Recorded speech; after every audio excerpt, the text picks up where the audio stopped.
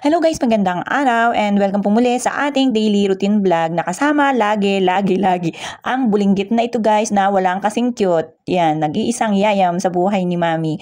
At ayan na nga po guys, dahil busy ang nanay namin, kami muna ang magsasama ni Yayam, magbabanding. Pero sa oras na yan guys, katutulog lang po ni Yayam ngayong hapon. Kaya po nakapaglaba pa si nanay, nakahabol pa ng kanyang laba. Dahil kaninang morning nga po, sabi ko sa inyo, daily po yung naglalaba si nanay ng damit ni Yayam. At ngayong buong maghapon guys, hapon na siya nakapaglaba dahil ang kanyang alaga hindi po naghihiwalay sa kanya. Alam nyo naman, pagka sobrang mapagmahal ka talaga sa inaalagaan mo, halos hindi ka rin iwanan. Talagang sa'yo rin at susunod rin talaga si Yayam kay nanay. Kaya ganun siguro guys. Kaya ayan si nanay, bago po siya nakakakilos-kilos pagka natulog na itong bulinggit namin. Syempre guys, tulong din ako. Syempre, alam nyo naman na weekdays ngayon, walang gawa. Kaya tulong-tulong din kay nanay. Ito nga po pala yung nilabahan niya. Hindi niya na din dryer kasi sayang naman din po yung araw.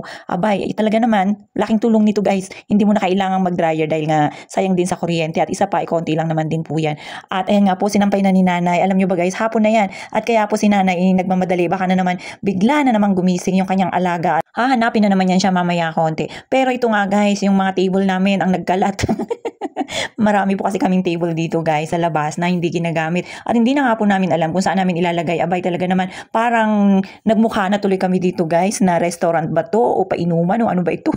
Kasi guys kung hindi nyo po natatanong, ito po yung mga table na to na marami pa rin dyan sa loob sa may bodega. Ginagamit po namin to dati nung may canteen pa kami. Pero ngayon guys dahil nga hindi na kami nag-open ulit, yan dyan lang siya nakastock. At ito nga po hindi ko nga alam kung anong trip na naman ng dalawang to guys yan. Gumising na nga po pala si Yayam kaya nakahubad siya yan guys kasi nung pagdating niya dito sa baba at sumunod sa amin ni nanay, abay umihi pero hindi po yan siya umihi sa higaan. Tamang bababa po yan para umihi. Kaso nga lang guys, umihi sa kanyang brief at damit kaya basa po siya niyan. At kung inyong tatanungin bakit nakasuot si nanay ng raincoat, itinatry niya lang po yan dahil ikakat na namin at hindi na ginagamit ni Big Boss. Pwede na naming ilagay at gamitin kung saan namin gusto dahil nga po hindi na rin ginagamit. At yan nga po, pagkatapos ng mahabang oras na aking pamamahinga, talagang nag-cellphone lang ako guys ng matagal doon sa kubo. Kaya nung mga oras na yan guys, naawa na ako kay nanay. Ako na nagpunpun yan ng mga sinampay niya kanina. At habang sila ni Yayam, alam nyo na, nasa kwarto sila guys. Hindi pwedeng mapagod ang dalawa. Sa TV lang sila napapagod. At ito nga po guys, dahil hapon na rin at naipunpun ko na yung mga sinampay. At isa pa, ipagod na po yung aking mata kaka-cellphone. Naisipan ko naman na magluto. Dahil kaninang tanghali nga po, bumili lang ako ng lutong ulam para sa aming little boy. Kaya ngayon, magluluto po ako para makakain po kami ng masarap at marami-rami. Pero nga guys, sabi ko nga po sa inyo kanina, may mga isda pa rin po kami na nakastock na binili pa ni Big Boss nandun sa ref. So masarap yun. Sabayan nito ng ating gulay. So, iluluto ko lang to siya guys. Gagawin nating pakbit at sasabayan natin ng isdang pinirito. Abay, napakasarap nito guys. Lalo pa pagka gutom na gutom ka guys. Tapos kakain ka ng kanin. Abay, wag naman ganun. Mapaparami talaga yung kain natin ito.